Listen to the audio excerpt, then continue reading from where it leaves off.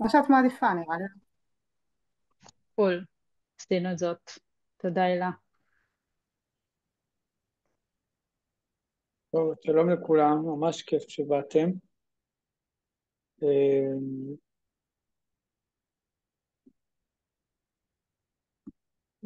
בגדול, בגלל המצב זה לא היה כל כך מתאים שנעשה שיעור רגיל, אבל ולרי חשבה, ואני מסכים, ש... שכן כיף ונכון ומתאים לעשות שיעור על המצב. מה הכוונה? על, על ההשקפה של פנימיות התורה, על מה שאנחנו עוברים. עוברים תהליכים, עוברים אירועים מאוד מאוד משמעותיים, שומעים הרבה פעמים בחדשות, מדובר באירועים היסטוריים, ואני חושב שכולנו מרגישים שאנחנו עוברים משהו שאנחנו לא יודעים אפילו איך להכניס אותו עדיין לכלים. אני חושב שדיברנו על אורות וכלים. כלים, הכוונה להכניס את זה למשהו שיש לו מסגרת, משהו שאני יודע, אה, שאני מרגיש מה הוא אומר לי, שאני מרגיש מה הוא מכוון אותי, שאני יודע איך להכיל אותו לתוך המציאות הקיימת שלי. אז כיף לשמוע הרבה נקודות השקפה, הרבה זוויות, איך לפרש את המצב, איך להכיל אותו, לאיזה כלים כן להכניס אותו. ונראה לנו נכון וכיף וטוב לשמוע את הזווית של פנימיות התורה. ואחרי זה להעלות את זה לדיון, גם לשמוע מה אנשים חושבים על הזווית הזאת, ולשמוע עוד זוויות. תמיד כיף לשמוע אמונה של יהודי, איך הוא רואה את הסיטואציה, איך הוא מפרש אותה. אתם זוכרים שאמרנו שכתר זה מלשון לקטר, שהאמונה של האדם מקטרת אותו. כלומר שהוא מפרש כל דבר שעובר לו באמצעות האמונה שלו. אז כשאתה שומע בן אדם איך הוא תופס את הסיטואציה, אתה בעצם מקבל הצצה על האמונה שלו, על איך הוא רואה את המציאות, איך הוא רואה את עצמו. אז אחרי שנשמיע את הזווית של פנימיות התורה, נשמח לשמוע עוד זוויות ולראות מה זה אומר לנו.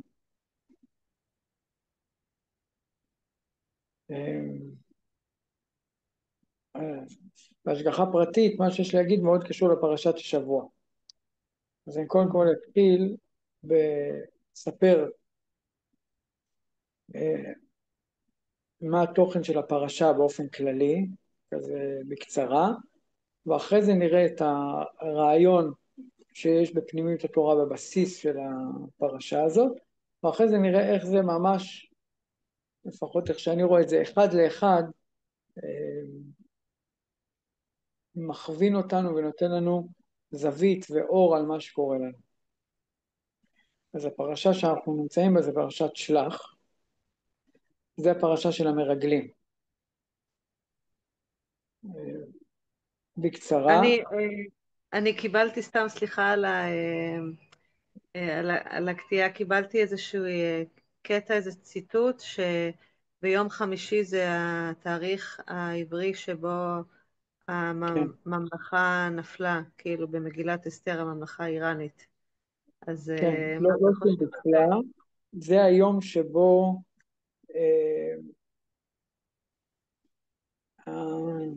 אחשוורוש אמר למרדכי, תכתוב מה שאתה רוצה על היהודים, כאילו תכתוב טוב כמה שאתה רוצה על היהודים, ואני אחתום בטבעת המלך, כל מה שתגיד אני אחתום עליו. אז שזה היה לא הנפילה של האיראנים, אלא התקומה שלהם, סוף סוף הם... לכתוב מה? לאיזה מטרה? אז אם אני אענה לך, אנחנו נזרום למגילת אסתר, אז תשמרי את זה, אוקיי. אני אספר לך בכיף. אבל זה לא פרשת שבוע, זה מגילת אסתר, שגם הייתה בשושן הבירה עם פרס והכל. אז זה כן. ממש, תזכרי את זה, תזכירי לי בסוף, אני בשמחה אזכיר את זה ואפרט. אז אנחנו עכשיו בפרשת שלח, זה הפרשה של המרגלים. הרקע הוא שבני ישראל קיבלו את התורה בספר שמות, כרונולוגית, לפני כמה חודשים קראנו על זה, ומאז הם עדיין יושבים כאילו, אחרי קבלת התורה בהר סיני, בני ישראל ישבו בהר סיני שנתיים ללמוד את התורה, ואחר כך ניתנה הוראה, הקדוש ברוך הוא אמר להם, טוב, עכשיו תמשיכו לארץ ישראל ותכבשו אותה. הייתה הוראה לכבוש את ארץ ישראל. על התנועה שלהם במדבר עברנו כבר 3 פרשות, עכשיו בפרשה הזאת הם מגיעים לשער של ארץ ישראל, ויש להם כאילו הוראה מהשם להיכנס ולכבוש את ארץ ישראל, ולהשתכן בה, להפוך אותה לארץ הקודש. בני ישראל ברגע האחרון לפני המשימה נרתעים מגודל השעה, מגודל המשימה, ואומרים, טוב, רגע, לפני שאנחנו כובשים, בואו נשלח מרגלים שירגלו את הארץ ויגידו לנו איך נוח לכבוש את הארץ. אז משה לא יודע איך לאכול את ההצעה הזאת, אבל בסוף הוא מסכים. הוא אומר, בסדר, נשלח מרגלים. ואז הם שולחים 12 מרגלים שתרים את ארץ ישראל, חוזרים ואומרים שארץ ישראל היא באמת ארץ מדהימה. כאילו שפע גדול, איך הם אומרים, ארץ זבת חלב ודבש, טובה הארץ מאוד מאוד, כלומר שארץ באמת שווה, אבל לחוות דעת הזאת הם מוסיפים חוות דעת נוספת, שיושבי הארץ הם פשוט כל כך חזקים ועוצמתיים, שבלתי אפשרי לכבוש אותם. זה אומרים, המשימה ללכת לכבוש את הארץ זה פשוט בלתי אפשרי. יש שם ענקים, והם נותנים המון המון פרטים, והם נותנים את זה בציורים צבעוניים כאלה. הם אומרים שיש ערים בצורות בשמיים, ונותנים כזה דימויים מאלפים, מפחידים מאוד את כל העם, וכל העם נשבר רוחנית, ובוכים שהם בשום פנים ואופן לא רוצים להיכנס לארץ ישראל, והם רוצים לחזור למצרים. טוב, יש לפרשה המשך, לא ניגע בו, זה מאוד מעניין, זה תורה, אבל זה לא התוכן שלנו כרגע. התוכן שלנו כרגע זה להבין את הסברה של המרגלים, כלומר, מה המרגלים חשבו? הרי בסוף ארץ ישראל, בני ישראל כן נכנסו לארץ ישראל, וכן כבשו את ארץ ישראל, והצליחו, מה הם חשבו בכלל שזאת הייתה החוות דעת שלהם? עד עכשיו זה ברור? יש שאלות?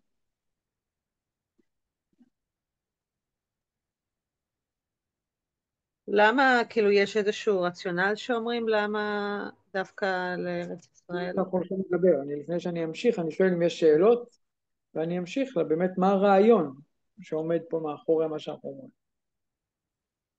טוב, אני אמשיך.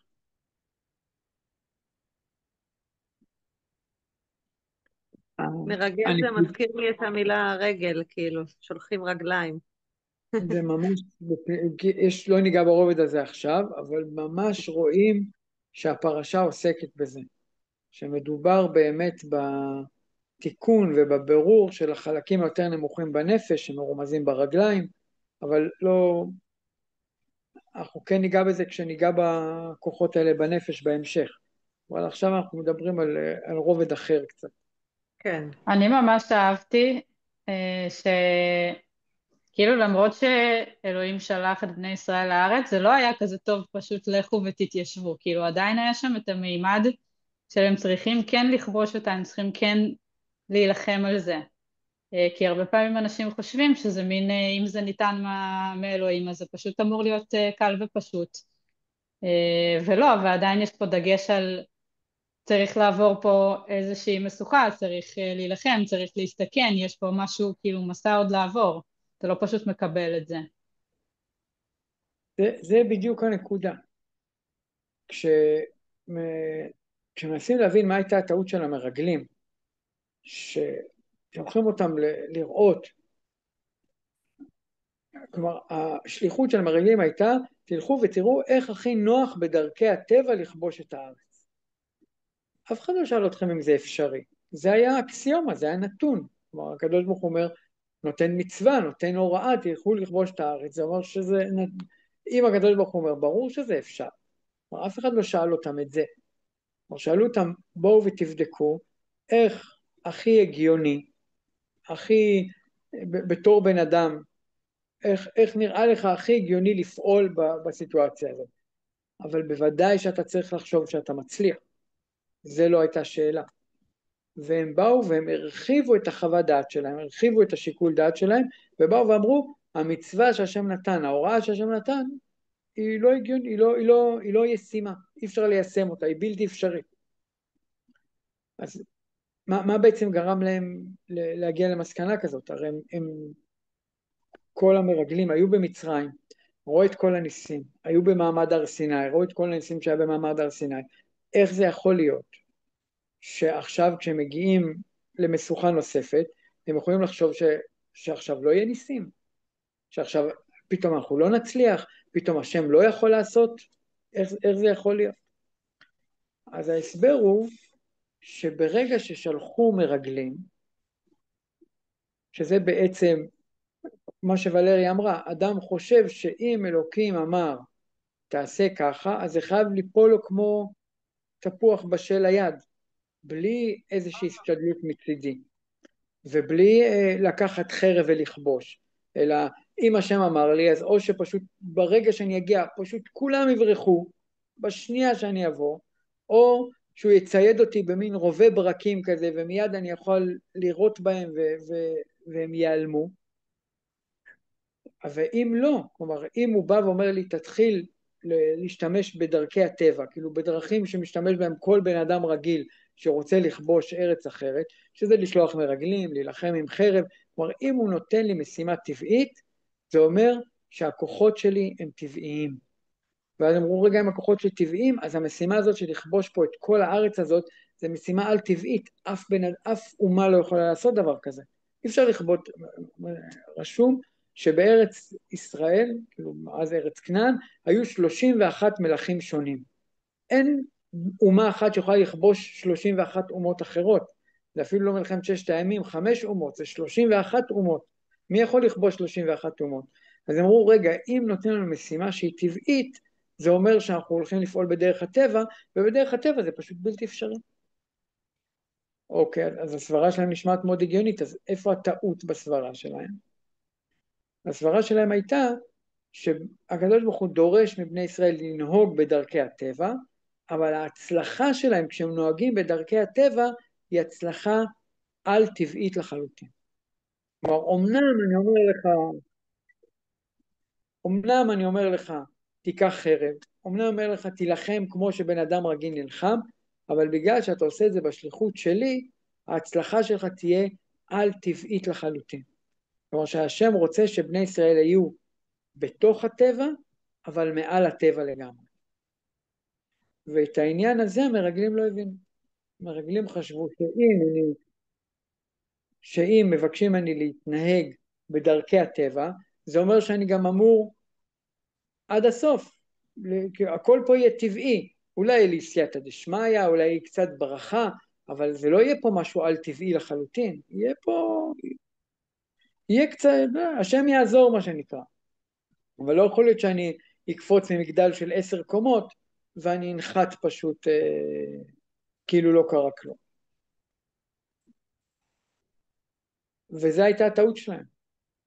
כי זה לא המצב.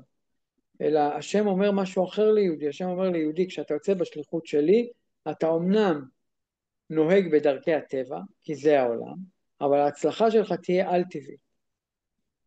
ומה הרעיון בזה? יש סברה, בחסידות מסבירים את הסברה שהשם אומר. השם אומר שאם כשהייתי שולח מישהו בשליחות, הייתי מצייד אותו בכוחות על טבעיים, זה אומר שבעצם כלומר השם מוגבל בצורה כלשהי. כלומר אני יכול להצליח בתוך הטבע רק באמצעות ניסים. כלומר לפי התפיסה של החסידות, נס זה סוג של חולשה. כלומר הקדוש ברוך הוא כל יכול. אז אתה אם יכול הוא צריך... לחזור על זה? אני אתן גם דוגמה. בגלל שהקדוש ברוך הוא כל יכול, אז אם הוא עושה נס, זה אומר שבמובן מסוים הוא צריך לשנות את החוקים של המשחק כדי לנצח. כשהשם עושה, כשהדברים מצליחים בתוך הטבע, אז הם מצליחים בתוך הכללים של המשחק. וזה מראה שאני לא מוגבל בכללים של המשחק. בואו ניתן דוגמה. אם שני הילדים שלי משחקים משחק, ואחד מהם קורא לי ואומר, אבא תבוא לעזור לי. אם אני עוזר לו על ידי זה שאני משתמש בכוח שהוא שלי בתור אבא, אז בעצם במובן שאני שיחקתי נגד הכללים. הצלחתי לנצח רק בזכות שעשיתי פה כאילו משהו לא פייר. שיחקתי כמו אבא. וככה זה כשהשם עושה נס, כאילו משתמש באיזה שהם כלים שהם מחוץ למסגרת כאילו הטבעית. מעקם אותה. הוא מעקם את החוקים בשביל לנצח, במובן מסוים. אז השם אומר, אני לא רוצה ככה, אני רוצה כמו כל להראות לכם... הפוליטיקאים. מה? כמו רוב הפוליטיקאים. או כמו שאומרים, שברו את הכלים ולא משחקים. מה זה שברו את הכלים? אני עושה נס. כאילו, אני שובר את הכלים, אני שובר את החוקים של הטבע. אבל כשהקדוש ברוך הוא, כשההצלחה היא בתוך הטבע, זה מראה שהשם לא מוגבל גם בחוקים של הטבע. כלומר, מעל הטבע, בתוך הטבע. זה היינו הך מבחינתו. זה לא שהוא... כן.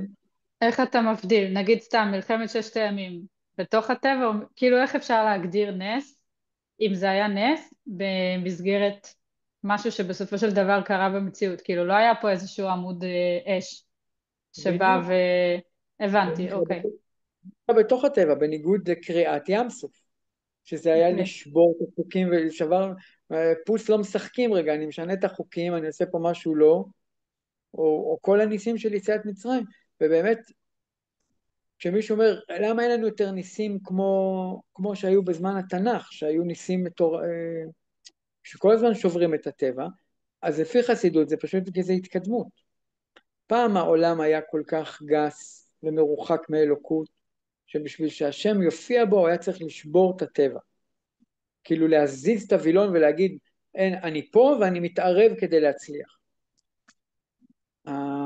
זה שהשם היום מופיע בתוך הטבע, זה עילוי, זה כדי לבוא להגיד, אני יכול לעשות מה שאני צריך, לקדם את העולם למטרות שלי, לגאולה שאני רואה אותה, אני מקדם את העולם לגאולה, בלי שאני צריך לשבור אותו, אלא יש פה כזאת קרבה, שאני יכול להופיע בלי שאני צריך לשבור את המציאות. וזה בדיוק מה שהשם רצה מהמרגלים. הוא אמר, אני רוצה שתפעלו בתוך הטבע, שתבינו שההצלחה שלכם תהיה מעל הטבע, בלי שצריך לשבור את החוקים. אתם תלכו עם חרב, ואתם תלכו בכל הכללים של הטבע, וכן, תצליחו לנצח 31 אומות. למרות שזה לא הגיוני, למרות שבן אדם לא יכול לעשות את זה. אתם כן תצליחו, למה? כי אתם הולכים בשליחות אלוקית. ובשליחות אלוקית משתמשים בכלים של הטבע, ומצליחים מעל הטבע. אז זאת הנקודה החסידית של הפרשה, כלומר הסברנו מה הייתה הסברה של המרגלים, ואיך החסידות מסבירה את הסברה של המרגלים, כאילו את התיקון שצריך להיות. אז הסברה הייתה שאם אני הולך בדרכי הטבע אני מוגבל בטבע, והחסידות אומרת איפכא מסתברא, הפוך, אתה הולך בדרכי הטבע, אם אתה הולך בשליחות של השם אתה תצליח מעל הטבע, וזה התיקון של הפרשה, זה התיקון בנפש של הפרשה, שאני לא מאוים מדרכי הטבע, לא מאוים ממשימות שאני צריך לעשות אותן, מעבודה שחורה שאני צריך לעשות, אלא אני מאמין שאם אני עושה את השליחות שלי, אם אני עושה את התפקיד שלי במציאות, אפילו בעבודה השחורה, אפילו בדברים שהם קשים לי בנפש, קשים במציאות, יהיה לי הצלחה מעל הטבע לגמרי. זו הנקודה הנפשית. אם יש שאלות, אז אני אשמח. אם לא, אז אני אמשיך כאילו איך אני מתבונן, שזה מה שאני רואה, שזה בדיוק הנקודה כרגע במציאות. אם יש שאלות אפשר, בשמחה.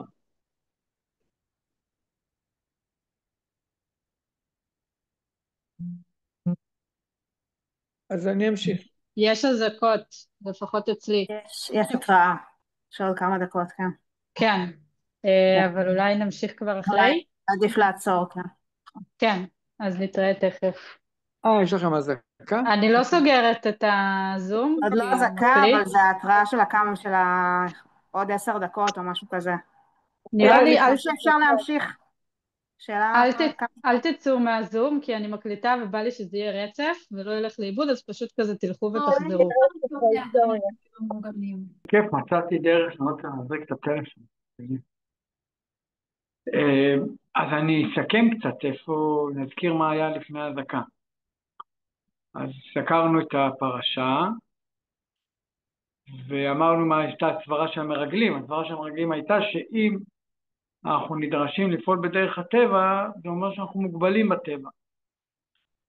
אז אמרנו שהחסידות מסבירה שהסברה היא הפוכה, שאם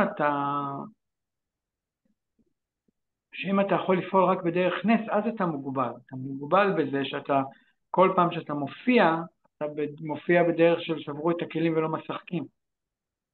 ודווקא העובדה שאתה פועל בדרכי הטבע, אבל מצליח מעל הטבע, זה להיות לא מוגבל באמת. וזה מה שהשם רצה להגיד. כלומר, אני מבטיח לכם שאתם מנצחים, אני מבטיח שאתם כובשים, אני מבטיח לכם שאתם מתנחלים בארץ הקודש, שזה בעצם הבטחה שהיא מעל הטבע. רק אני אומר לכם, תפעלו בדרך הטבע ותצליחו מעל הטבע. וזה ההופעה האמיתית, זו הופעה של בלי גבול באמת. והנקודה שאני רוצה להעביר, שאני חושב שזה מה שאנחנו רואים, פה בעיניים שלנו ממש. אנחנו רואים שלמרות שאנחנו פועלים בדרך הטבע, עם מטוסים וטייסים, ההצלחה פה היא פשוט, אי אפשר להסביר אותה בהיגיון. רק נשווה מה שרוסיה עוברת באוקראינה, לא רוצה אפילו להיכנס לדוגמאות, זה איכשהו, זה מצמצם את זה. אני חושב שרואים במוחש שיש פה הצלחה שהיא מחוץ לגדרים של הטבע. רואים שכשעם ישראל פועל בשליחות אלוקית, אז יש פה משהו מדהים, מדהים ממש.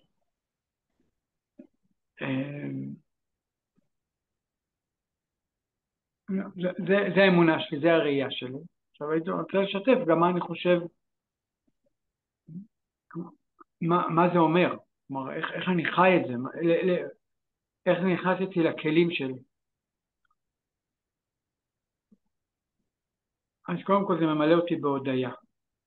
כלומר, באמת לבוא ולהגיד להשם תודה על כל הניסים המדהימים שיש עכשיו, שיש בכל התקופה הזאת. אני חי בצפון, אז אני יודע שכולם פה היו בפחד ואימה מהיום שחיזבאללה ייכנסו לתמונה, ושיהיה מלחמה עם חיזבאללה, זה משהו שממש הפחיד והטריד את כולנו בעבר. אנחנו רואים איך פשוט, מי זוכר את הדבר הזה היום? מי בכלל, כאילו כמו חלום ישן. אם מסתכלים על מה שעבר עלינו בשנה וחצי האחרונות, אנחנו רואים פה פשוט מעבר שאי אפשר, גם, אני חוזר על זה שוב ושוב, אי אפשר להסביר אותו במילים. פשוט נס, מדהים, והכל בלי אורות, בלי ברקים, בלי קריאת ים סוף, בלי אש מהשמיים, הכל פשוט בשליחות אלוקית. הלכנו עם הזהות היהודית, עם המשימה שלנו שאנחנו עם ישראל, והצלחנו מעל הטבע לחלוטין, מהמקום, מלהיות על הקרשים לגמרי, קמנו למקום שמי בכלל היה מאמין שדבר כזה יכול, שאפשר להגיע לגבהים כאלה ולעוצמות כאלה. אז הדבר הראשון שאני מבין... זה בדיוק העניין, שקשה להאמין בזה. סליחה. השאלה קשה להאמין במה? קשה להאמין שזה נס, או קשה להאמין שזה אמיתי? קשה זה גם וגם, אבל אני, אתה יודע, יש לי את השאלה מאוד פשוטה, זה איך זה יכול להיות שאנחנו כאלה מדהימים וניסי, והכל ניסי והכל זה, כשבשביעי לאוקטובר מתחת לאף, אתה מבין, זה שאלות אחרות קצת, אבל קשה לי כאילו... האמת זה לא שאלות אחרות, זה כאילו הדיסוננס הזה פשוט מטורף. כן.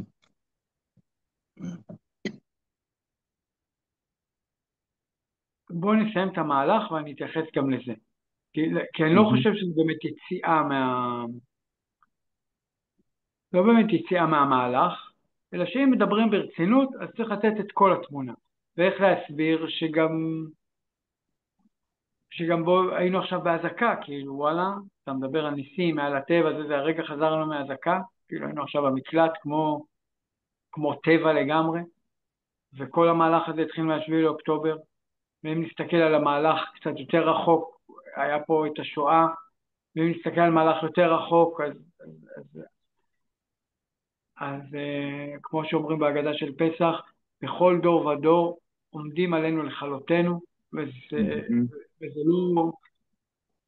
זה לא פרייז, זה מציאות, זה המציאות שאנחנו חיים אותה. אז באמת, כדי להשלים את כל התמונות, יש גם להתייחס לזה. אז זה אומר שזה תמיד יהיה? עד הגאולה, כן.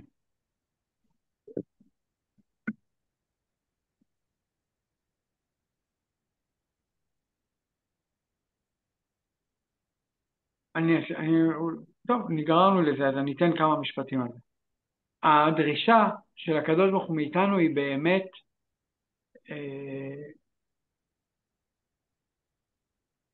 משהו על טבעי, להיות מעל הטבע בתוך הטבע. זה לא משהו שאפשר, זו תודעה שלאט לאט אתה סופג אותה, לאט לאט אתה מבין מה הכוונה, לאט לאט אתה יכול לחיות את זה. כלומר, עצם זה שאנחנו חיים בתוך הטבע, אנחנו כל פעם בוחרים כמו המרגלים לחיות כמו אנשים שמוגבלים בטבע. בגלל שאנחנו כל כך רגיל, בגלל שהשם אומר לנו, אני רוצה שתשתמשו באמצעים טבעיים, אנחנו שוב ושוב מגבילים את עצמנו בכוחות הטבע ומגיעים למסקנה שאנחנו מוגבלים בטבע. במסקנה הזאת, שוב ושוב גוררת אותנו באמת להיות בתוך הטבע, ואז לסבול את אותם קשיים שנובעים מלחיות בתוך הטבע. כלומר, אומה שחיה בתוך הטבע, אז יש לה אויבים, והאויבים מנצחים אותה לפעמים. רק כשעם ישראל נדחק, אז הוא כאילו מתעורר כמו אריה, ופתאום מגלה את העוצמות שלו שמעל הטבע. אבל מה שמביא אותו לגלות את העוצמות האלה, זה אותם קשיים שנובעים מזה שהוא בחר לחשוב שהוא מוגבל והוא כמו כולם. המחשבה שאני כמו כולם, תמיד תכניס את עם ישראל לפינה כזאת, של לחץ וקושי וסבל, שיגרום לי להתעורר ולגייס עוצמות שיש בתוכי, ופתאום לגלות שאני מעל הטבע. זה לא רק בעם ישראל, זה גם ממש נוגע כאילו גם באופן פרטני, כמו שאני רואה את זה. ממש ככה. דיברנו עכשיו באופן לאומי, אז התייחסתי. אבל בוודאי שזה נוגע לי לכל רגע ורגע בחיים. יש לזה פסוק מדהים. פסוק אומר, את צרי ליעקב וממנה יבשע. איזה באסה, כיף בחוץ, אבל מלא יתושים. מה? כיף לשבת בחוץ, אבל מלא יתושים. וממנה יבשע, כלומר, שמה שיופיע את יעקב, זה הצורה בעצמה. כלומר, זמן של צרה ליעקב וממנה, כלומר, הצרה עצמו תושיע אותו. זה בדיוק מה שאמרנו. יצחק, חכה רגע, יצחק, חכה רגע. חבר'ה, שימו על השטק, מישהו שם מדבר שיחות על יתושים. נוי. אוי, סליחה, אני מי שלא על השטק, תעשו בבקשה השטק. ואם יש שאלות, אז נשמע אתכם בשמחה. אתה יכול לחזור איזה דקה אחורה? כן. אז אמרתי שיש פסוק מדהים בנביא, שממש ממחיש ונותן את הנקודה הזאת בצורה יפהפייה. הפסוק אומר, את צרי ליעקב וממנה יבשע. אז הפשט כאילו שיעקב נמצא בצרה, ובסוף כאילו בסוף יהיה גאולה. אבל אם אתה קורא, אתה מבין שהפשט של הפסוק הוא אחרת. את צרה ליעקב, וממנה, כלומר הצרה,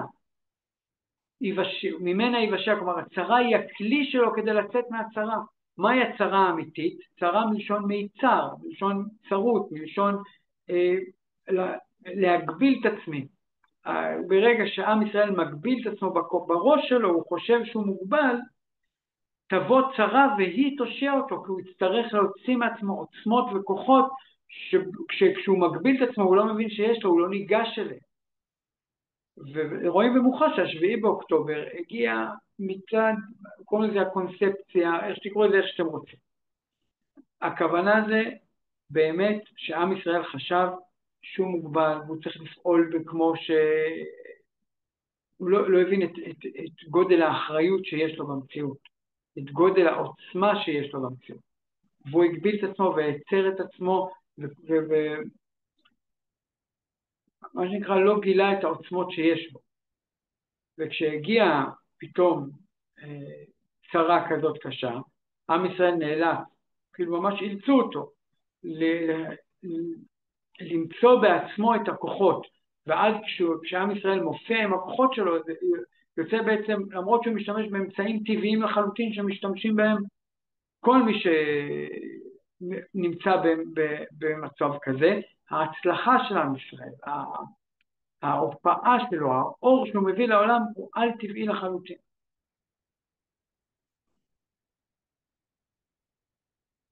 אז רק נסכם, שאלתם למה כן יש קשיים, אז הקשיים, המטרה שלהם היא להוציא אותנו מהקונספציה האמיתית.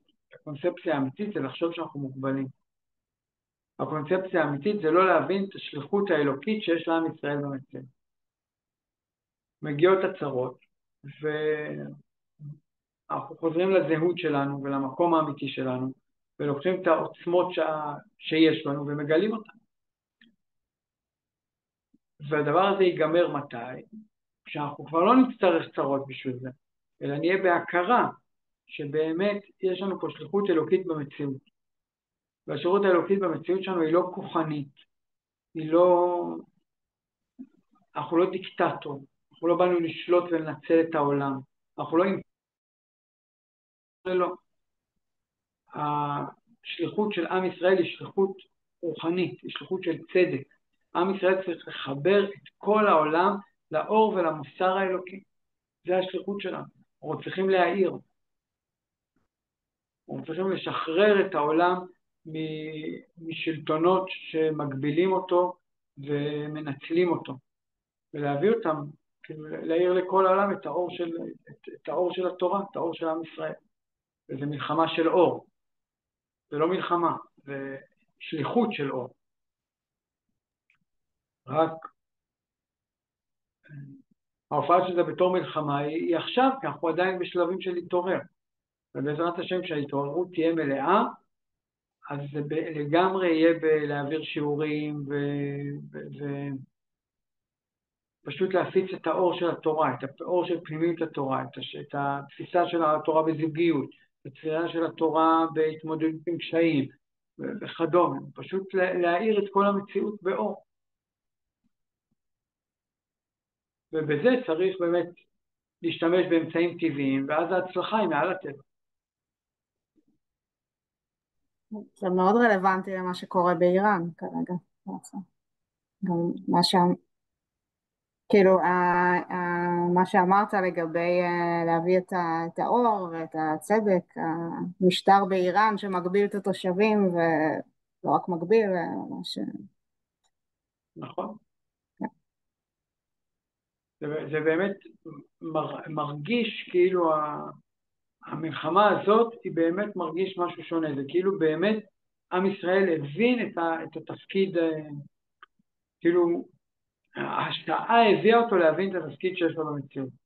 אנחנו לא עוד מדינה בעולם, אנחנו מדינה עם אחריות, אנחנו מדינה שיש לה תפקיד, אנחנו באמת, אני מקווה שאתם מזדהים עם האמירה שלי, זה נשמע אמירה פוליטית, אבל ככה אני רואה את המציאות. אם משטר מרושע ודיקטטורי כמו איראן היה לו נשק גרעיני, זה באמת סכנה לכל העולם, באמת. עם ישראל עכשיו ממש יצא בשליחות לא רק להגן עלינו, בשליחות להושיע את כל אומות העולם מסכנה מטורפת. ואנחנו בכמה וכמה עניינים במציאות, הראש חץ, החוד החנית של המאבק של האור בחושך. גם אני ממש רואה כזה בשיח הציבורי, אני כזה מלא חופרת גם בשיח הציבורי בכל העולם, לא רק בישראל, כי מעניין אותי מה אנשים חושבים. ואני רואה די יחסית אני מדברת, אחדות לגבי הפעולות האלה באיראן. כלומר, יש בזה משהו שהוא גם מאחד פתאום, גם מדינות שבדרך כלל כזה שמות לנו 1000 רגליים וכזה פחות תומכות במעשים אחרים של הממשלה הישראלית, אז פתאום יש פה משהו שהוא, לא יודעת, יש איזו תחושה שאנשים רואים מה אנחנו עושים ומבינים למה אנחנו עושים את זה והם תומכים בזה, גם מתוך העם וגם מחוץ לעם. ויש איזו נקודה שברגע שאנחנו נמצאים בשליחות, גם ברמה הפרטנית, אי אפשר שלא להידבק בזה, אנחנו הופכים להיות כמו השמש שמסתובבים סביבה, במקום שאנחנו נסתובב סביב השמש. אני ממש מאמין בזה.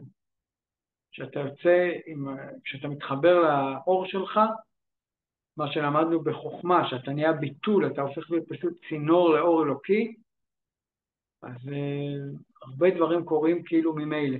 דברים שכשאתה מגיע בתודעה של קטנות מסתבכים ונראים כמו הר גבוה. זה בדיוק הפשט של הפרשה, שהמרגלים באים ואומרים, יש שם פסוק מאוד יפה, ושם ראינו את הענקים, כאילו את האנשים הגבוהים, ונראינו ביניהם כחגבים, וככה נראינו גם בעינינו. כלומר, אני מדמיין שהם חושבים אני מדמיין שהם ענקים, אני מדמיין את עצמי קטן, ואז אני תופס את עצמי קטן מול האתגר שיש מולי.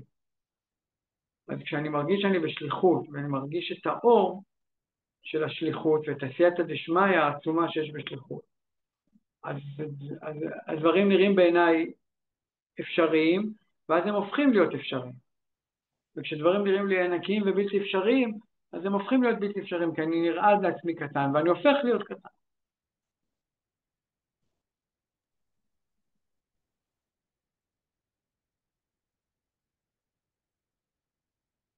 זה מזכיר לי גם, כאילו יש בזה איזה אלמנט של כזה, אם אני לפני איזשהו אתגר שאני יודעת שאני אמורה לבצע אותו, אבל הוא מאוד מאוד קשה לי ומאתגר אותי, אז אני בתת מודע, אני אחפש את מה שיכשיל אותי.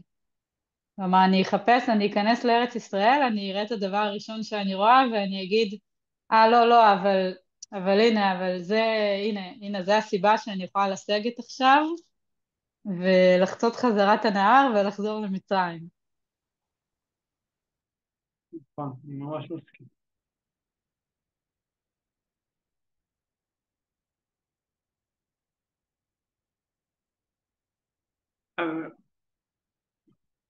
קפצנו קצת לסוף, היה איזו נקודה שהייתה באמצע,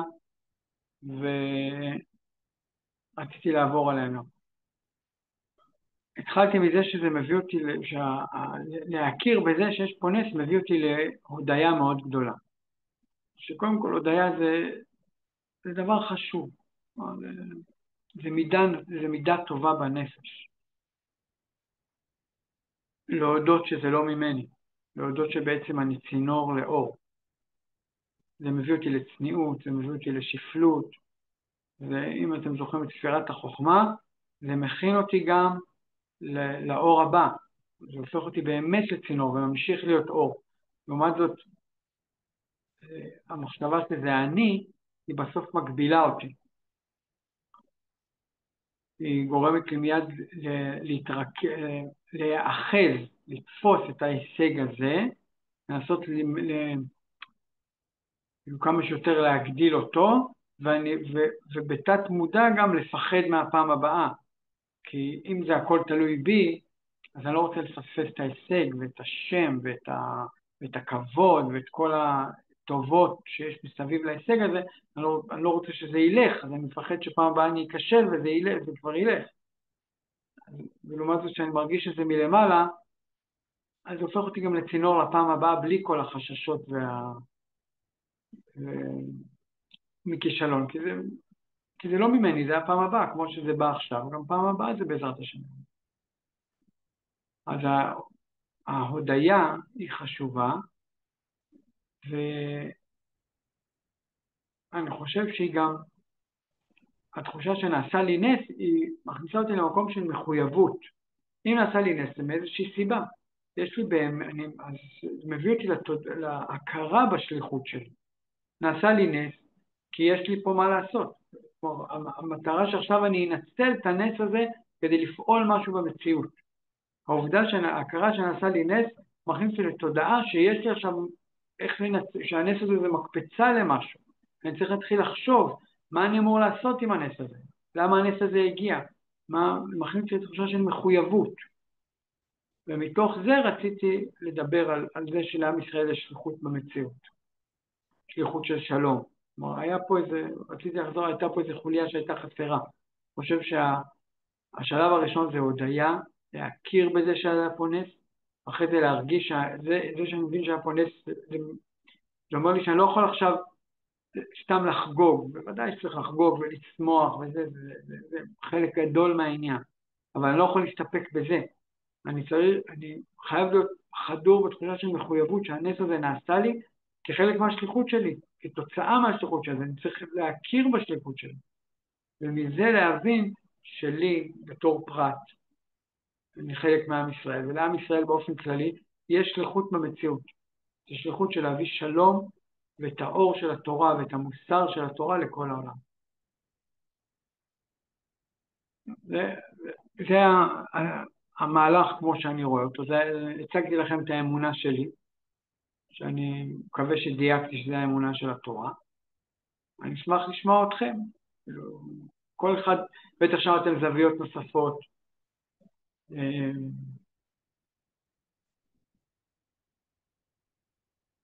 נשמח לשמוע אתכם, ומזה גם נשמע את האמונה שלכם.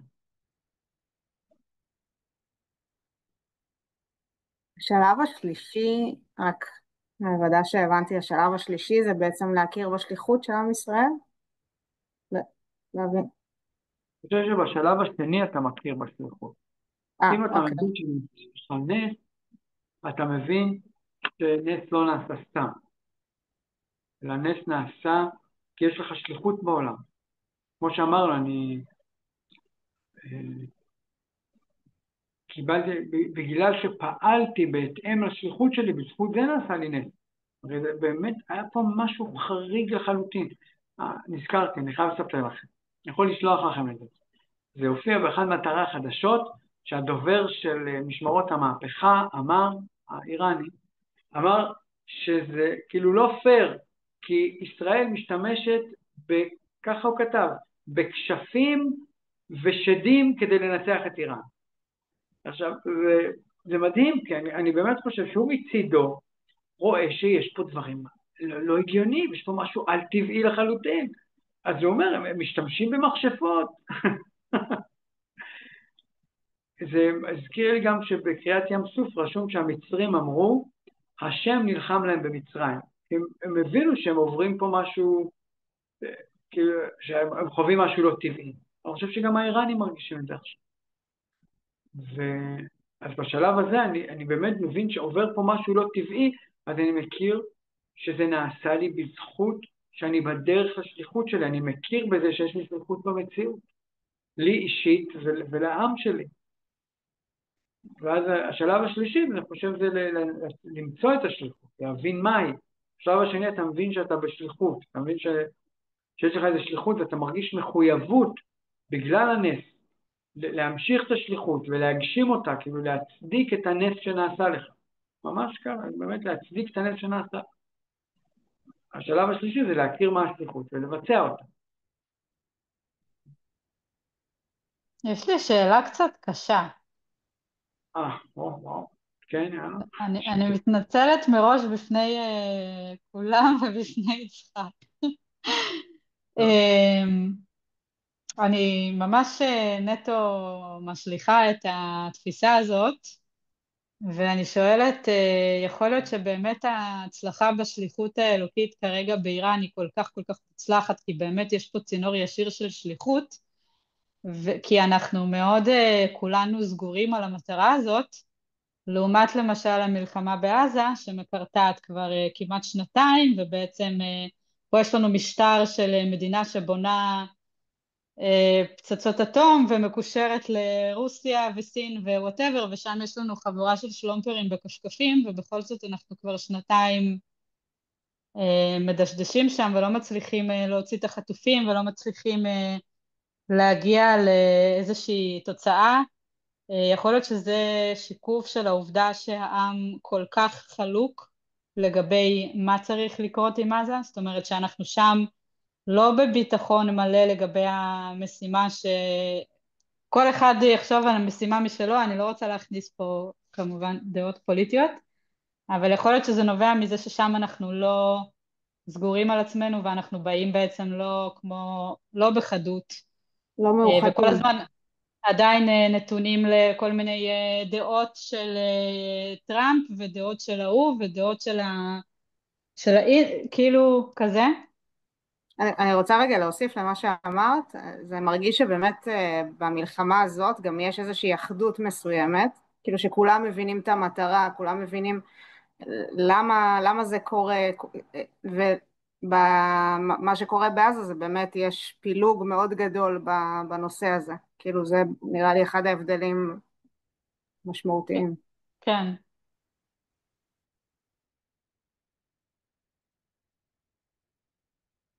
אני לא חושב שזה שאלה, הייתה לך אמירה. אני חושב שמזה גם משתקף האמונה שלך.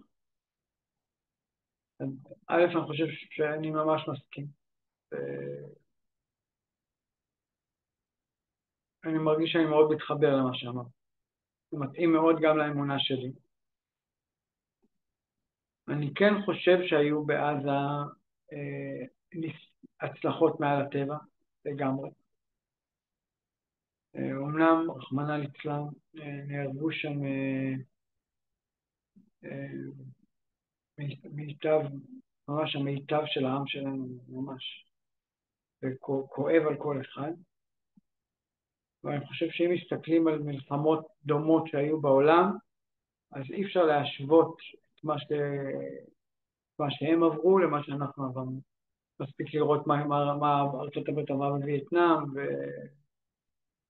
וכדומה, שרואים שגם פה יש הרבה סייעתא דשמיא, בלי שאני בכלל נכנס למה אמור להיות ומה לא צריך ומה טעות ומה זה. אני חושב שגם פה רואים הרבה מעל הטבע, המון.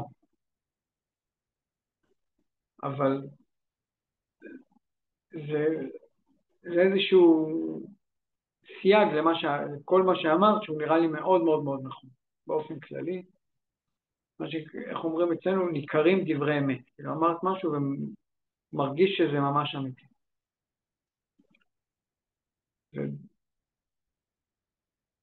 וברור שתנאי לזה שעם ישראל יתקדם בשליחות, זה זה שאנחנו נצליח לאחד את כל העם, ונצליח להבין שלכל אחד מהזרמים בעם ישראל יש מה להוסיף לשליחות. והמקום הזה שאני חושב שכל הצדק איתי, ואני מחכה שהזרמים האחרים ישימו לב שאני צודק ויצטרפו אליי, זה לא נכון. בוודאי שהרב יצחק יש, הוא אומר מתקדמים ביחד. אתה יכול לתת דוגמה בבקשה?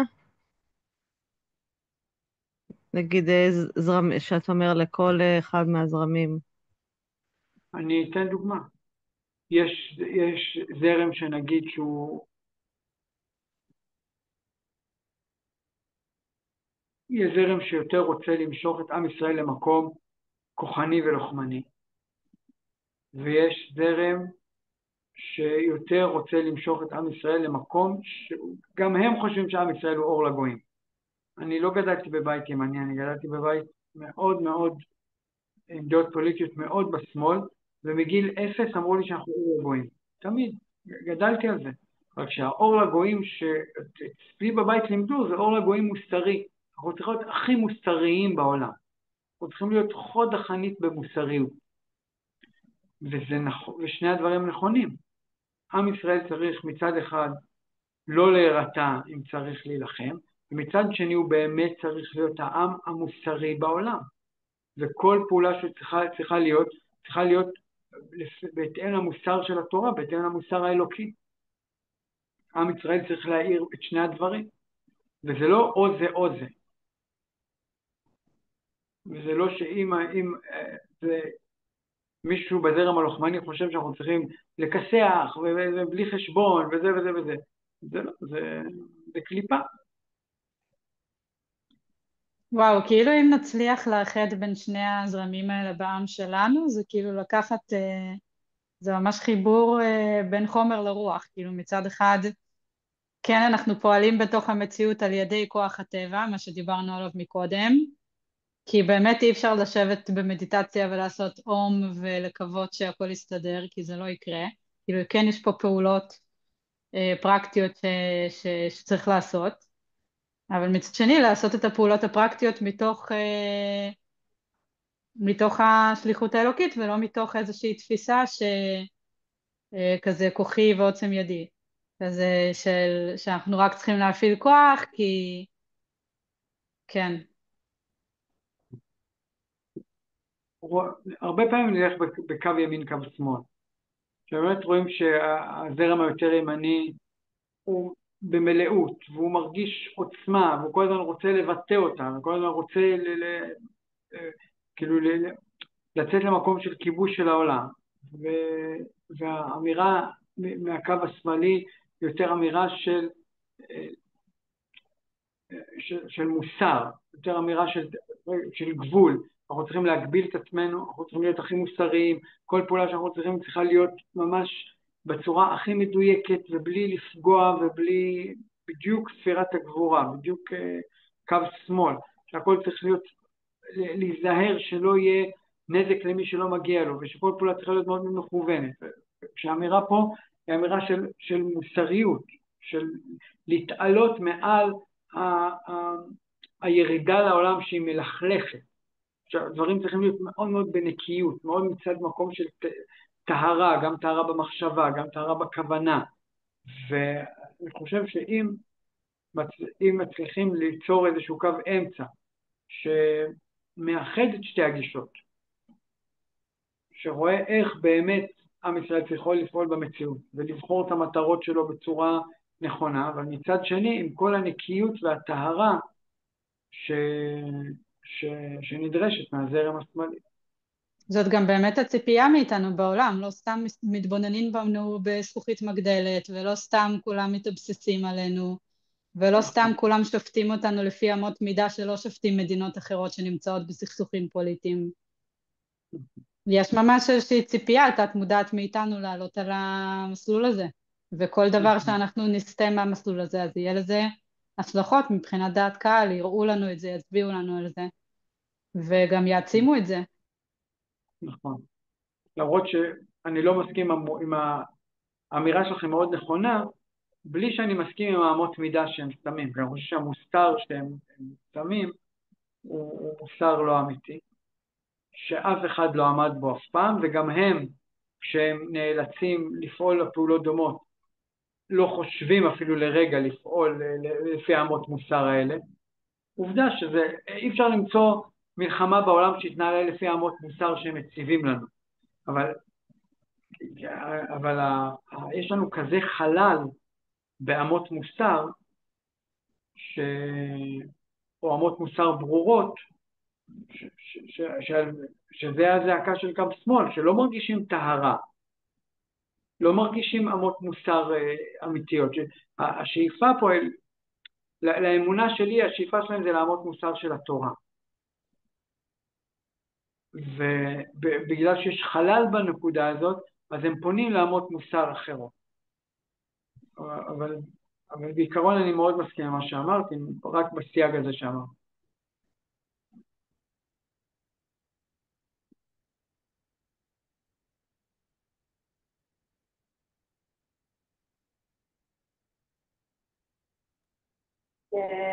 מרגיש לי גם שזה מאוד כאילו, אנחנו באיזשהו מקום, הגשר הזה של המיקרו והמקרו, כאילו, אם יש את המלחמות בחוץ, אז זה מאוד מתחבר גם לעניין של המלחמות בפנים והסתירות הפנימיות שלנו והיכולת להכיל כל מיני חלקים מנוגדים. ובגלל הדיכוטומיה הזאת, אם לקחת עכשיו את האקטיביסטים הנאורים שבעצם סותרים את עצמם בקולות שהם משמיעים והפעולות שהם עושים, כי זה כאילו כל כך השחור לבן הזה, בלי להכיל את המורכבות שבסוף ממנה ייצר. נכון.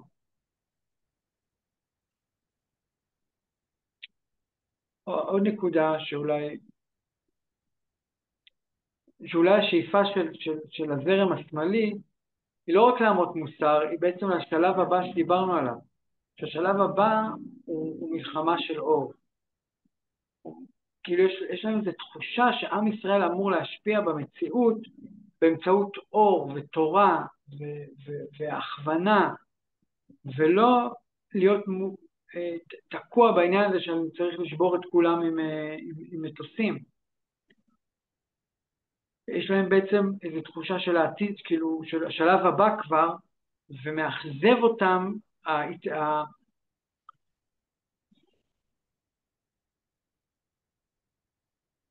ההיצמדות או ההרגשה שזה מה שיש לנו. אנחנו צריכים להילחם באויבים שלנו, והכלים שלנו זה אלה.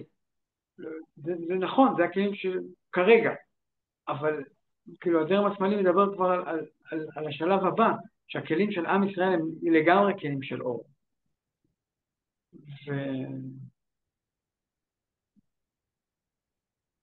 והרב יצחק מדבר על זה המון. הרב יצחק יש מי תחזיקו חזק 2013. אין שבוע שהוא לא מדבר על זה. באמת, כל שבוע. הוא מוסר שיעור והוא מזכיר שהוא רוצה שיתחילו להפיץ את אור התורה בכל העולם בלי גבולות. זה משעת נפשו, זה הדבר שהוא הכי מדבר עליו. שלכל אחד יש שיעור בכל העולם, בזום. שהוא יעביר את אור התורה. הוא אומר, זה התפקיד שלנו. להפיץ את אור התורה בכל העולם. הוא מסביר גם למה הכוונה? הוא אומר, יש לו גם אנשים שעושים את זה. לרב יצחק יש לו יותר מ100 ומשהו ספרים. יש לו עשרות אלפי שיעורים, כאילו לא חסר. הוא אומר, קחו את מה שאני מלמד, תרגמו את זה, ותתחילו ללמד. נראה לי אולי התכוונה, תקני אותי אם אני טועה, כאילו מה זה אומר להפיץ את אור התורה, לא כאילו מה זה אומר באיזה אמצעים פרקטיים, אלא מה זה אור התורה עכשיו בזוגיות, למדנו תפיסה של זוגיות, למדנו קורס זוגיות לפי 10 הספירות. כל העולם צריך לשמוע את זה. כל העולם צריך לשמוע שהאישה שאתה מתחתן איתה היא שורש, אתה והיא זה אותה נשמה. לא, לאף אומה לא מגיע 80% גירושין ויותר מזה. זה טעות בכל מקום.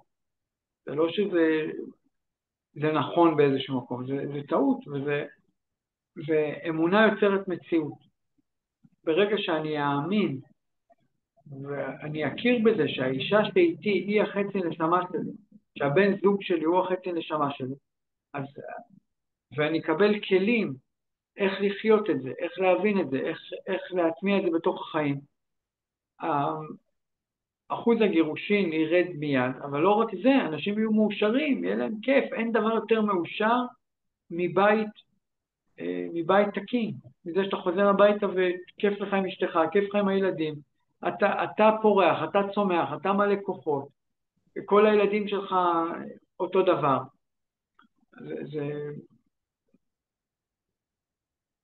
האור הזה צריך להגיע לכל מקום.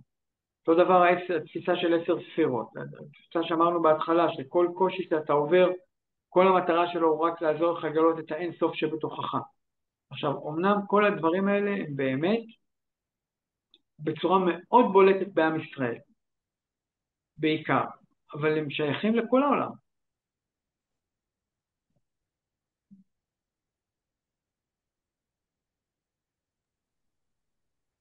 זאת אומרת, יש פה תפיסות, זה מתחבר קצת למה שדיברנו אתמול, שיש פה כל מיני תפיסות, שזה כמו המדריך למשתמש להיות בן אדם בעולם, ושהמטרה שלהם זה להביא אותנו לגאולה, אבל נראה לי שכולנו צריכים להבין מה זה גאולה, כי זו מילה שיש לה משקל, ולא בהכרח יודעים מה זה אומר. מאמינים שכל דבר בעולם הוא נברא של עצמם. בכל דבר בעולם יש רובד רוחני, אפילו באבן. והרובד הרוחני הזה זה התפקיד שהשם נתן לו במציאות. וכל הנבראים ביחד יוצרים הרמוניה אינסופית. כמו לכל המציאות יש שליחות, לכל המציאות יש תנועה, לכל המציאות יש תכלית. והתכלית הזאת יכולה להיות רק ברגע שכל אחד יעשה את התפקיד שלו. כי לי יש איזו שליחות, לי יש איזה תפקיד שאין לאף אחד אחר. גם משה רבנו לא יכול לעשות את התפקיד שלי, הוא יכול להיעשות רק על ידי, עם כל הקשיים שלי. ובגלל הקשיים שלו, כלומר, השליחות שלי היא לצאת מהמיצרים הספציפיים שלי ולהאיר איזה אור מסוים שיכול לבקוע רק מתוך המיצרים והקשיים והלופים הנשמתיים שיש לי. ברגע שהאור שלי, הכישרון שלי, העוצמה שלי, מאירה דרך הלופים האלה, היא בוקע איזה אור מיוחד במציאות. והאחדות הזאת בין כל האורות במציאות יוצרת אור אחד הרמוני. וכשהדבר הזה יקרה תהיה גאולה, שכל אחד יגיע לתכלית שלו. יגיע להאיר את האור המיוחד שרק הוא יכול להאיר.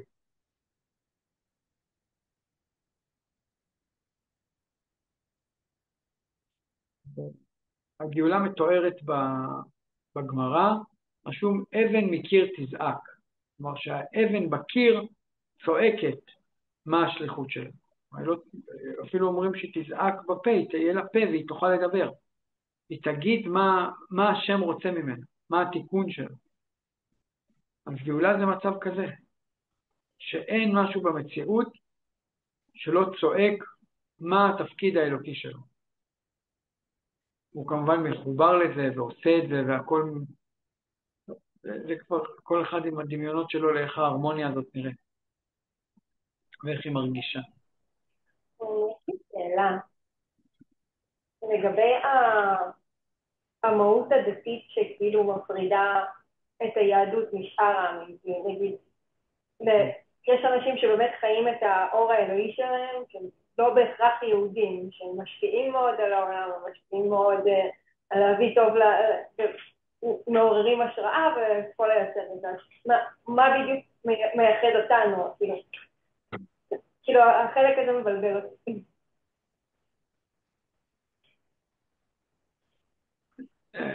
עם ישראל צריך להוביל את המהלך האלוקי.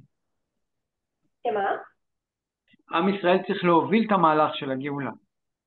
כאילו שאצלנו זה חובה ויש אחרים שזה התפקיד שלהם וזה כזה כרשות. גם לעמים עצמם לכל אחד מהם יש שליחות ותפקיד. התפקיד של עם ישראל זה להאיר, כמו התפקיד של השמש בחנוכה. אנחנו צריכים לעבור נר ולהאיר אותו. אז קודם כל אנחנו צריכים להדליק את האור שלנו, ואז לעבור את כל הנרות ולהאיר אותם. ולהאיר את הכוונה זה להצליח לחבר אותם לתפקיד האלוקי שלהם.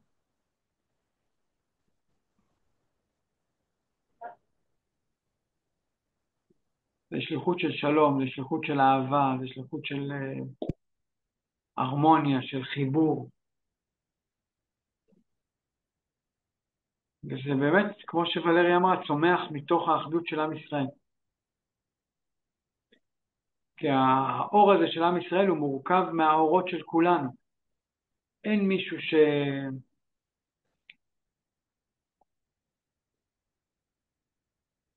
שהקול שלו לא צריך להישמע, כדי שעם ישראל יוכל לנסח את השליחות שלו בצורה מדויקת, ולא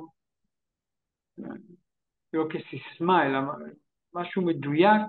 צריך לשמוע את כולם. צריך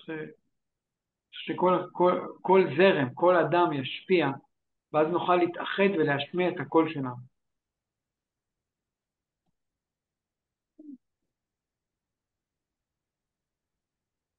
ועד אז כל אחד צריך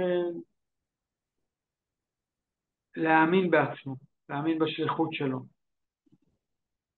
להתבונן פנימה, להצליח לנסח בצורה הכי מדויקת, הכי ברורה מה השליחות שלי, מה התפקיד שלי בעולם. ולחיות את זה כל דבר שקורה לי, כל העניין שלו זה לעזור לי להצליח להאיר את האור שלי.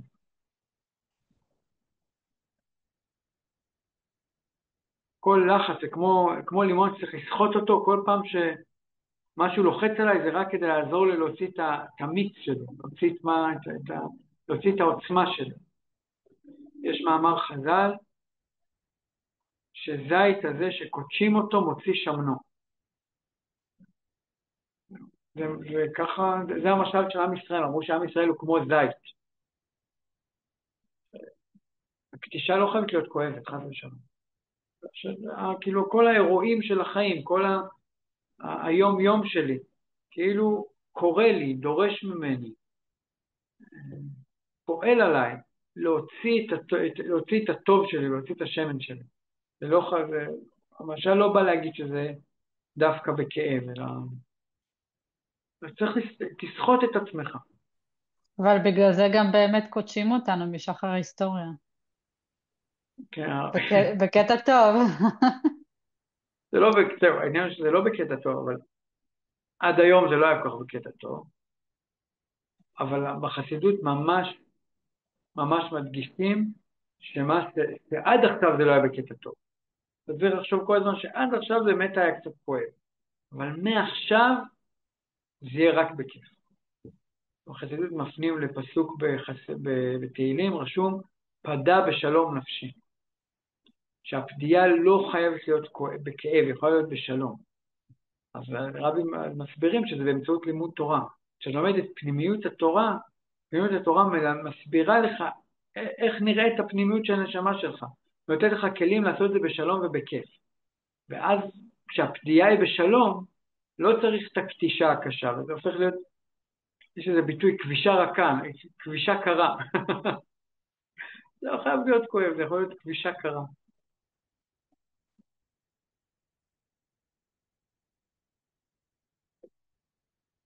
חבר'ה, היה לי ממש כיף. נשמח לשמוע אתכם. כן, אבל...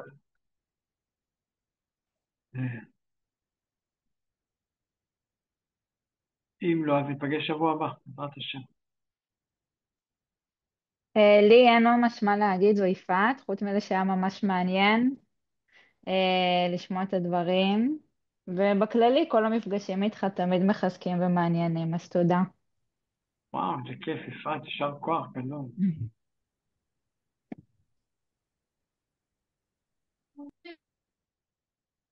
גם לי מאוד כיף איתכם, אתם אנשים מקסימים ומדהימים. רציתי להגיד שמה שאמרת, דיברת מקודם על מה שקורה במלחמה, שהוא מעל הטבע, על הכשפים וכל הזה, שגם האחדות הזו במלחמה, זה מרגיש כמו משהו שהוא מעל הטבע, בעיניי. זאת אומרת, זה שפתאום אין כאן פילוג והכל, יש איזו אחדות, שזה משהו זה כאילו זה מרגיש לי, זה מרגיש מעל הטבע, זה מרגיש לי כאילו הדברים מסתדרים בצורה שקשה להסביר אותה, גם באחדות וגם בדברים אחרים. זאת אומרת, איך שהדברים כאילו מסתדרים כרגע. גם מול העולם, בהקשר של מה שאמרה ולריה. ארצות הברית ומדינות אחרות, כאילו הדברים, איכשהו יש איזה אחדות כזו, אני הבנה. ממש, אני ממש מסכימה, אני גם, כאילו, אני מוסיפה על מה שאת אומרת, שכאילו יש אווירה בזמן האחרון שכולם אחים, ככה זה מרגיש, כזה כל מקום שהולכים אליו, מקלטים, רחוב, הלכתי לראות את הנפילה בתל אביב איזה 3 פעמים, כי פשוט זה מחזה מטורף, ויש איזו אווירה מסביב של חיות ממש ממש חזקה. כזה הרחוב הרוס וליד זה בתי קפה שוקקים ואנשים ברחובות ואנשים בים וכזה, יש אווירה מאוד מאוד חזקה של חיים ושל כאילו כולם אחים ואפשר לדבר עם כולם ואפשר לפנות לכולם והכל מאוד מאוד קל ופשוט, וכזה אני קולטת את עצמי בזמן האחרון, קולטת כמה זה לא מובן מאליו שאתה תכלס סתם פוגש אנשים לכאורה זרים ברחוב, אבל כזה כולם קצת אחים שלך, הכל מאוד בצ'יל, הכל מאוד פתוח, וזו אווירה שאני מאוד מרגישה אותה בזמן האחרון, ומאז הסיפור הזה עם איראן בכלל, מאוד חזק. כאילו אנחנו בהודו. אז בואו נחשוב על כן. החלטה טובה. אני חושב שזו תובנה ממש מדהימה שעלתה מהשיעור הזה.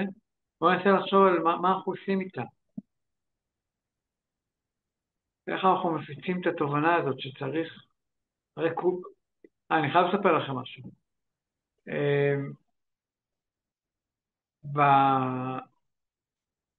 בשנה של 7 באוקטובר, בשנה שעברה, לפני שנה ו10 חודשים, כמה בערך משהו כזה, אז גם היינו בהודו, ובדיוק דרור, שהוא השליח, אנחנו כמה שליחים בהודו, אז הייתי בהודו ובדיוק דרור הגיע לפני ראש השנה, והוא הגיע עם כמות עצומה של תמרים, אולי 2,000-3,000 תמרים, משהו כזה, הוא הביא איתו, ועשינו מבצע. ב3 ימים לפני ראש השנה, הלכנו ברחוב ונתנו תמרים, זה היה כאילו תמרים איכותיים, כאילו ברמה, אין דברים כאלה, משהו ממש נפלא. נתנו לכוח התמר, וביקשנו שהוא יברך משהו את עם ישראל. אני אומר לכם, לפני 7 באוקטובר זה היה. וצילמנו, ודרור, אם תרצו, אני אצלח לכם את הסרט, דרור עשה מזה סרט של איזה 10 דקות, שלשמוע אנשים מברכים את עם ישראל. 98% מהאנשים ברכו את עם ישראל באחדות. שהעם יהיה מאוחד, שהעם יהיה מאוחד. עכשיו, אם אתם זוכרים, זה היה התקופה של השיא של הרגשה של הפילוג. אבל אם 98% מהאנשים רוצים להיות מאוחדים, אז מה זה אומר? זה בעצם אומר שיש פה משהו מאוד, שכולם רוצים אחדות, כאילו בעצם, כולם מאוחדים, רוצים לראות איך זה מסתדר, איך זה מתגשם, איך פועלים את זה, אבל כולם רוצים אחדות, לא מרגישים את הריחוק, מרגישים את הקירוב, את הרצון להיות דבר אחד. אם זה היה אז, בתקופה של השיא הפילוג הזה, על אחת כמה וכמה מאז ועכשיו. אז אם כולנו כל כך רוצים את זה, וכולנו זה מרגיש כל כך נכון, וזה מה שטוב לנו ונעים לנו ומתאים לנו, והתחושה של הפילוג היא מה שכואב, בואו נחשוב איך מקדמים את זה, איך מפיצים את זה, איך מוציאים את האור הזה החוצה. פילוג זה פחד, אנשים מופעלים, מה שיש להם איזה חשש קיומי. אז זה גם נוגע בעיניי לכל הזמן העלאת מודעות לפחדים ולמה שקיים בתוכי ובאנשים אחרים. וגם כן, לדבר על זה, ממש התכנים עצמם, נגיד מה שאתה אומר היום, יש בזה משהו מאוד מאוד, זה מרחיב ומחזק. תמיד יש לי ממש רצון לדבר על הדברים האלה, אבל כאילו זה נורא מפחיד גם. כי אנשים מאוד מופעלים בקלות, ויש מילות טריגר ממש, כמו שלהגיד את המילה גאולה, זה יכול להפעיל אנשים מאוד, וזה מפחיד אותם, וזה מרחיק, ולאנשים יש תמיד הרבה מה, כאילו יש את זה, כמו שיש את כל האור של הנושא הזה, אז גם יש את כל הפחד ממנו, ואני אישית, לא יודעת, אני עדיין ממש מפחדת לדבר על זה, או ללמד את זה. אם יש איזה חיזוק בנושא הזה, אני ממש אשמח לשמוע, ותגידו לי גם אם אתם גם חולקים איתי את החוויה הזאת, של כזה, שזה מפחיד קצת לדבר על זה, או שזה רק אני.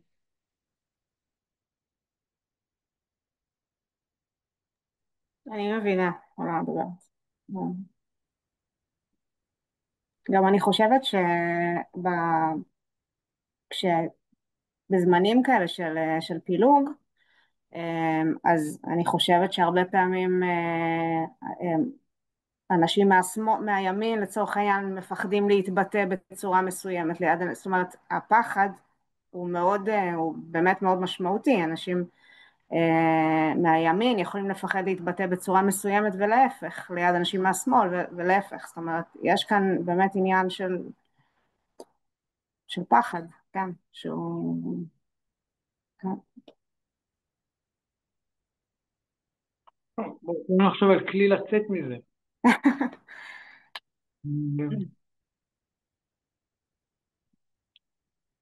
ולרי, אולי תנסי למצוא מילה שמחליפה אצלך את המילה גאולה, שיש בה פחות או יותר את התוכן של המילה גאולה בטוב מהטוב, ושהיא לא תהיה מפחידה. למשל, אחדות. כן, או תיקון המציאות. כאילו להגיד שהמציאות תגיע לתיקון שלה, זה משהו שמכיל את המילה גאולה, והוא נראה לי בלי הקונוטציות הכואבות. לא, אבל קצת לא בא לי להחליף את המילה, כי יש סיבה שזאת המילה. אני רוצה דווקא להסביר את המילה. כאילו, אני רוצה להתגבר על זה נוגע לי, למה שאמרת בתחילת השיעור, של כזה כשאתה נמצא באיזושהי שליחות, אז אתה לא אמור להסתכל ימינה שמאלה ולחשוב מה הוא אומר על זה, ומה היא אומרת על זה, ומה יגידו עליי, ומה יגיבו לי לסטטוס. כאילו, אני רוצה דווקא פשוט לדבר באופן חופשי, ודווקא מתוך זה שאני נראית לגמרי חילונית, ויש לי כאילו, אין לי חזות מאיימת שבאה להחזיר בתשובה. אז דווקא מהמקום הזה כן... פשוט למצוא את האומץ ולדבר. נראה לי אבל שזה כמו שיצחק אמר בשיעורים, של לדעת להנגיש את האור שלך לכלי של הבן אדם מולך. אז אולי הוא מתכוון בה להחליף מילה, שזה איזושהי הנגשה של מה שאת מביאה ושל המידע ושל החשיבה שלך לבן אדם שמולך ולמה שהוא כרגע מוכן ויכול לשמוע ממך. ואני חושב גם שלא התכוונתי לוותר על המילה, התכוונתי ליצור שיח סביב התוכן, למשל, כאילו גם סביב השאלה אם יש תיקון למציאות אפשר הרבה לדבר, כלומר זו מילה פחות מאיימת, כי יש בה פחות קונוטציות, ואפשר לדבר על התוכן, תגיד, אתה מאמין שיש תיקון למציאות, מה יתקן את המציאות, ותוך כדי הדיון להכניס יותר את המילה גאולה, שכבר פתאום כבר מבינים שלא באת להחזיר בתשובה, באמת באת לשמוע, והגישה שלך היא כזאת, וואלה, לא מאיימת ולא כופה, אלא גישה שבה, אני חושב היופי בגישה של התורה זה שהיא מכילה את כל הגישות האחרות. כל גישה שמישהו יגיד, כמעט אני יכול להבין שיש בשורש של אמת, ולראות איך הוא נמצא בתוך איך שהתורה מתארת את המילה גאולה. אז ברגע שנדבר איתו על תיקון המציאות, אני אתחיל לשמוע אותו, אני אתחיל להבין את האמונה שלו, אני אתחיל להבין איזה שורש בתוך כל הגאולה הכללית, מה מדבר אליו, אני יכול להראות לו איך התיקון הזה שהוא מדבר נמצא בתוך התפיסה היהודית לגאולה. אבל לא דיברתי, כאילו בסוף אני אסביר לו שזה גאולה, אם אני ארצה, אם אני ארגיש שצריך את זה. אבל בהתחלה אני אדבר איתו על תיקון, כי בסוף אני רוצה לשמוע את האמונה שלו. אני רוצה לשמוע אותו מדבר את האמונה שלו, לא את הסיסמאות שהוא שומע בתקשורת, או לא משנה, ולא את האוטומטים שלו. אני רוצה לשמוע את הנפש שלו מדברת. אז צריך להעלות נושאים שמאפשרים לנפש לדבר.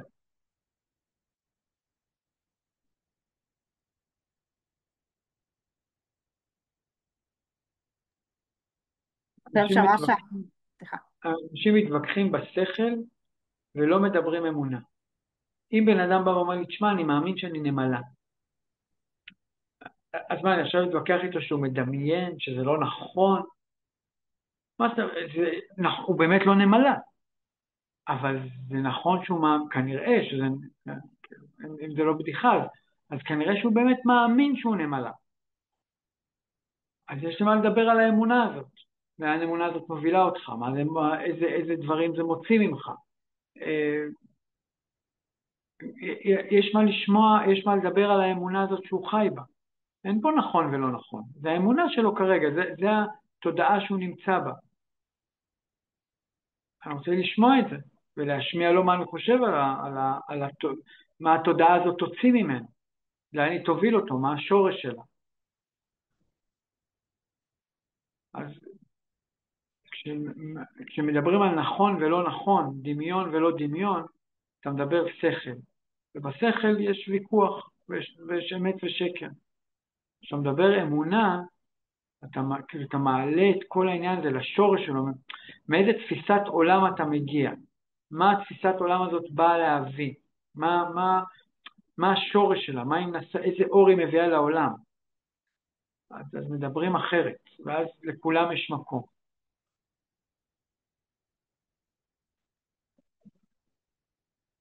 נראה לי מאוחר, לא?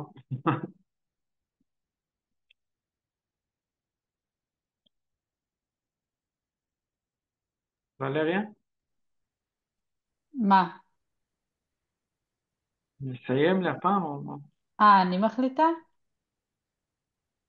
האמת שאני רק אגיד שזה היה דיוק מאוד יפה, שאם התחלנו מהשאלה מה אני יכול להביא כאילו במציאות כדי יותר להתחבר לתודעה הזאת של האחדות ושל האמונה והניסים, אז באמת להתחיל מהמקום של פשוט לתת מקום לאנשים אחרים גם להתבטא. לנסות לשמוע מה האמונה שלו. כן. האמונה, הכוונה, מה השורש של התפיסה שלו, איזה אור הוא בא להביא לעולם.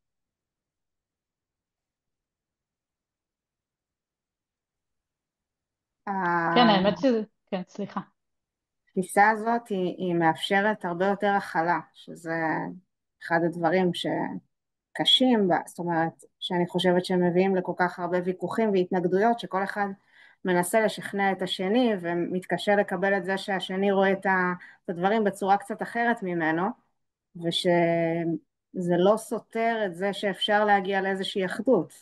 ואם מסתכלים על זה באמת מהפרספקטיבה שתיארת, אז באמת אפשר יותר להכיל גם את העמדות אחרות.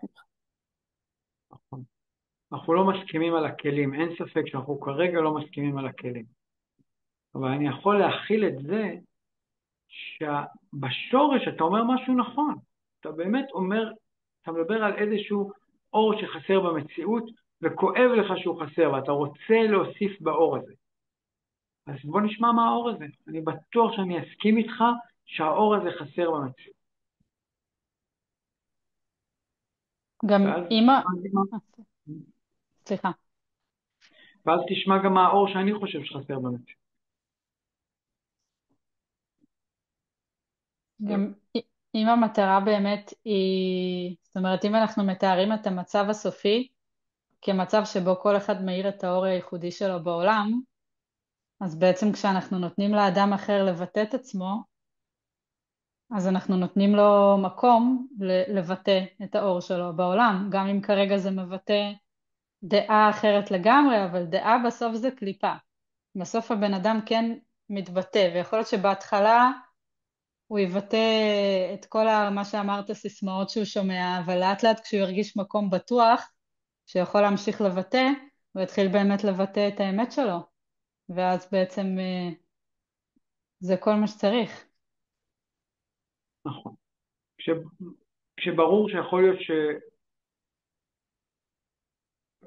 שגם האנשים אחרים, גם אני, כאילו, יכול להיות שאני עדיין נמצא במקום חיצוני, אבל עצם זה שאני יוצא מהסיסמאות ומתחיל לבטא משהו עמוק בתוכי, איזושהי אמונה, אז אני אתחיל להכיר אותה יותר. אני חושב שאנחנו כל כך דפוסים בוויכוח על הכלים, ואני רוצה מילה חדשה, למנטר, לחזור על מנטרות. אנחנו ממנטרים סיסמאות ששמענו פה ושמענו שם, ובחיצוניות שלהם נשמעות לנו מאוד מאוד נכונות, אז אנחנו ממנטרים אותם עוד ועוד ועוד.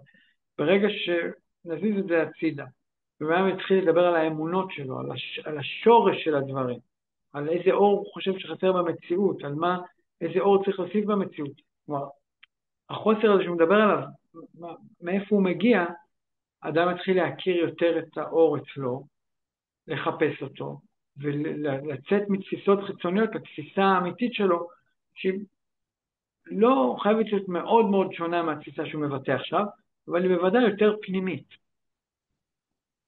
כאילו יש פה הרבה עבודה, אבל זה ההתחלה שלה. לעבור לשיח של אמונה ולא לשיח של ויכוח על כלים במציאות, או על דעות ונכון ולא נכון.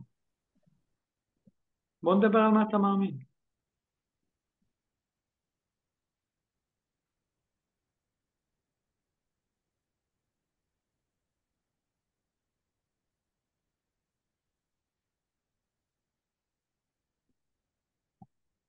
טוב, חבר'ה, ערב טוב, שיהיה בשורות טובות. בעזרת השם שיהיה שבוע עם הרבה שיח של אמונה, אמונות טובות, הרבה תחושה של אחדות. ניפגש בעזרת השם שבוע הבא. אמן, תודה רבה תודה יצחק. רבה. ביי, תודה לילה יצחק. טוב. ביי, תודה רבה. תודה. ותודה לכולם, היה כיף ממש. תודה ולריה. ביי.